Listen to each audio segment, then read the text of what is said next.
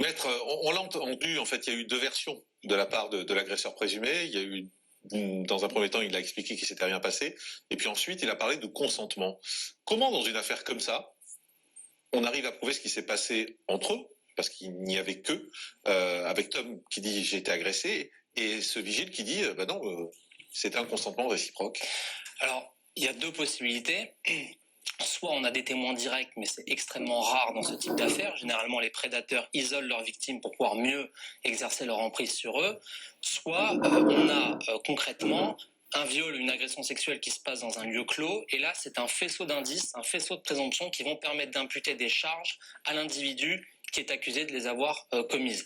Là, en l'espèce, on a quand même un individu qui mesure 1,88 m, qui a 44 ans, qui pèse 85 kilos, qui va aller dire qu'un gamin de 17 ans, qui vient de Saint-Étienne, qui est venu pour visiter Paris, l'a agressé dans les toilettes de la Sorbonne, ça n'a aucun sens. Donc évidemment, il n'a convaincu personne, ni les fonctionnaires de police, ni le parquet de Paris.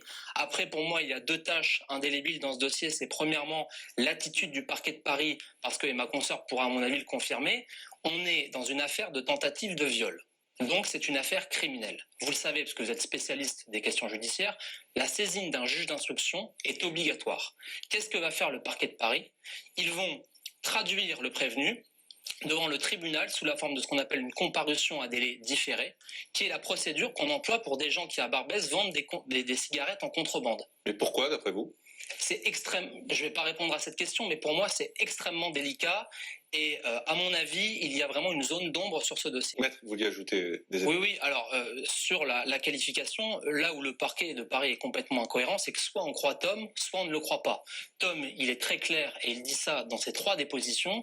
Il y a eu une tentative de fellation forcée, il a refusé, il a recommencé à essayer de se faire pratiquer une fellation. Ça, en droit, ça s'appelle un crime, une tentative de viol. Commencement d'exécution, il y a tout. Donc c'est saisine d'instruction obligatoire. Je ne comprends pas pourquoi on en est là.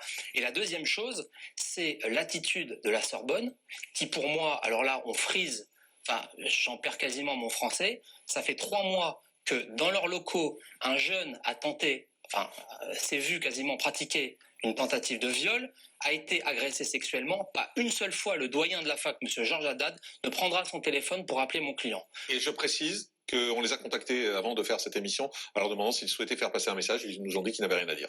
Donc je crois que les parents... Pas de on s'intéresse à l'affaire, on va collaborer avec la police, etc.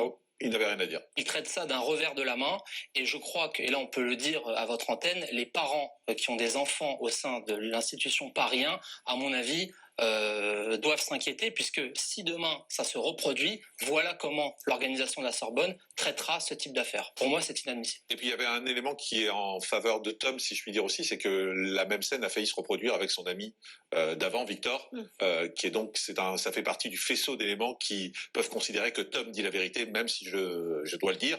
Bien évidemment, ce vigile est présumé innocent, puisqu'il n'a pas été jugé pour l'instant. C'est ça. Et dernière précision, après je m'arrête, le vigile était en situation irrégulière, il a usurpé l'identité de son cousin, donc il a fourni des faux papiers, ce qui fait qu'il n'y a eu aucune vérification au niveau de cette société, ce qui est encore plus gravissime, il n'aurait même pas pu se retrouver normalement sur les lieux de la fac. Merci, maître Nicolas Paganelli, avocat de Tom, d'avoir été avec nous. Merci Tom. Bon courage, on va continuer à suivre cette affaire et voir comment les choses évoluent. Merci à tous les deux d'être venus en direct.